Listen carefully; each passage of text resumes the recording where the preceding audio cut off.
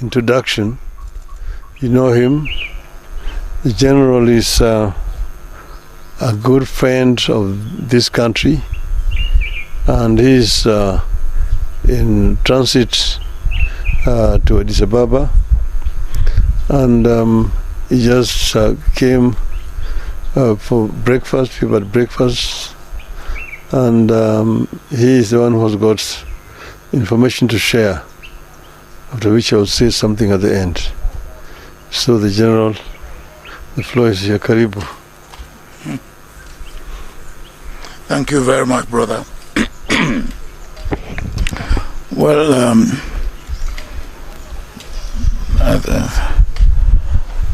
I am very gender sensitive.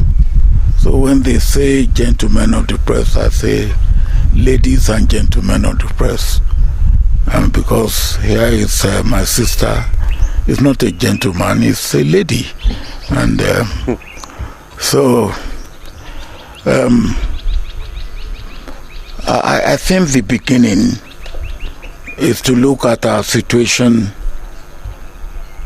in Africa, or in fact, start on the broadest plane. Look at the situation in the world today. The other day, somebody told me that there are 67 wars that are being fought in the world today. 67 wars. There's so much uncertainty. There's so much insecurity. There's so much instability. There's so much unpredictability in the world.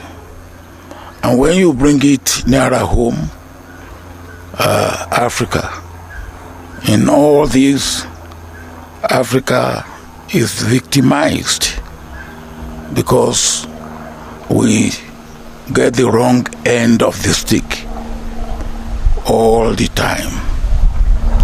So what can we do? I believe that one instrument that we have in Africa that we can use to our advantage at the community level, at the local level, at the national level, at the continental level, is our continental organization, the AU. And the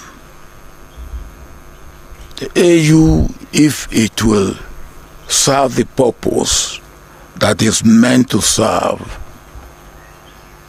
it requires the right person at the right time.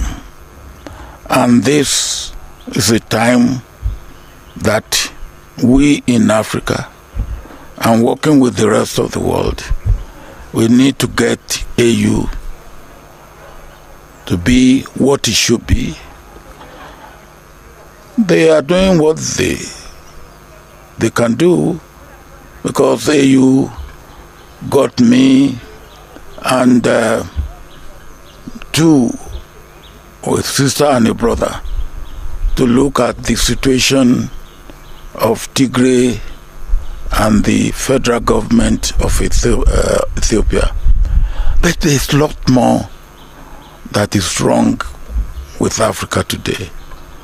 My own part of the continent, West Africa, is riddled with government that had not come through constitutional means, is riddled with insecurity, is riddled with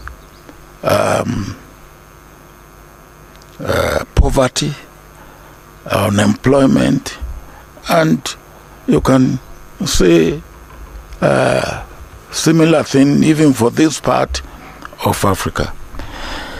So if in less than a year there should be a change of button at the AU level. Maybe some of us should take it upon ourselves to assist our incumbent leaders to make sure that we look and search and advise. And so part of my visit was really three. One, Brother Raila is a friend of many, many years. What year did we go to Kisumu for the final funeral of Jaramogi? 1995. 1995. And when I came back and went back to Nigeria, I was charged with treason. Treason not only because they say I wanted to topple the government of Nigeria, but also because I came here because I want to topple the government of Kenya, because I went for the funeral rite of the leader of opposition. Now that's as far back as we have been friends, and now have been friends of the family, and particularly of Raila. So, consulting, searching, what can we do? And consulting. Second thing is that not too long ago, I was here with the President of the Republic, President Ruto, and Raila. And we went to Mombasa. Yes. We went to Mombasa, and the outcome of that exercise was 5 each from the two parties to form a committee. And I understand that committee have done impressive work. Of course, in my part of the world, we believe that when you put yam in fire, you must be able to turn it over so that it's not overdone. So I want to see what progress we are making in that line. I will be seeing the president, with whom, of course, I'm also regularly in contact. And the third is what I said earlier on. Now, can we be looking? We need a person, man or woman, who has experience, who understand the situation we are in, who comes from a background that can make a difference. And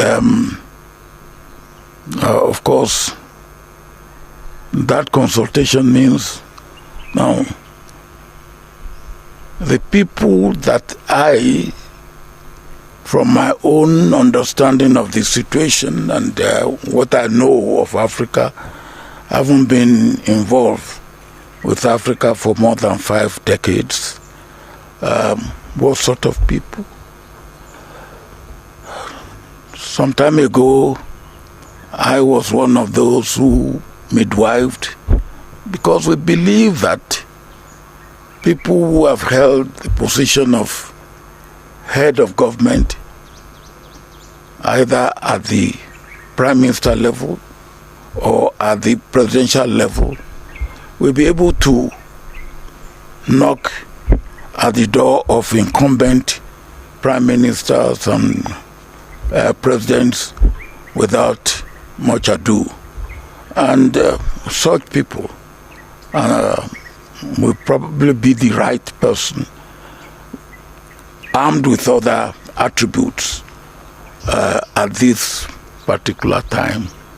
And as I was saying, we midwife Konare in some years back, and maybe at this time we should be looking at that sort of. But whoever we look for must come from a country that is not of extreme in any sense, and where there are no much antagonism against such country. Then when you look at those who have held that position before, I believe strictly it should be the turn of East Africa. Not too long ago we had Southern Africa.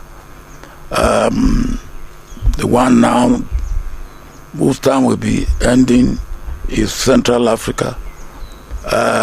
Before that, as I said, we had Konare from West Africa. I believe it should be the turn of Eastern Africa or East Africa. And can we find such a person?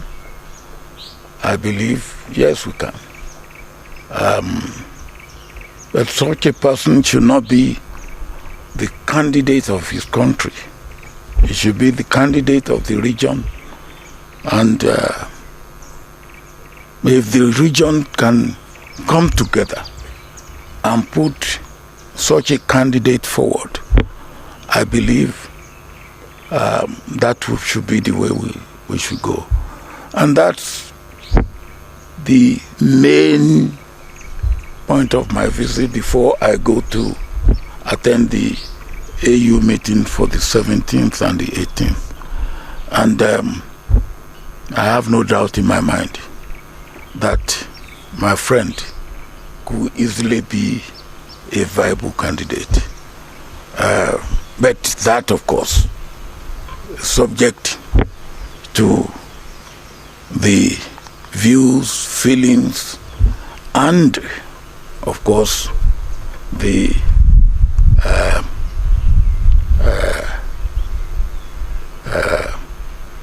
position and the presentation of our leaders in the East African sub-region. And then if the region puts a candidate forward, I believe the rest of the continent will go along with that. That's what I am consulting about. That's what I am working at, and I hope and pray that God will help us. Africa needs to stand up and stand up firmly. There's so much at stake in Africa today that we need to get it right. Thank you. Thank you, General.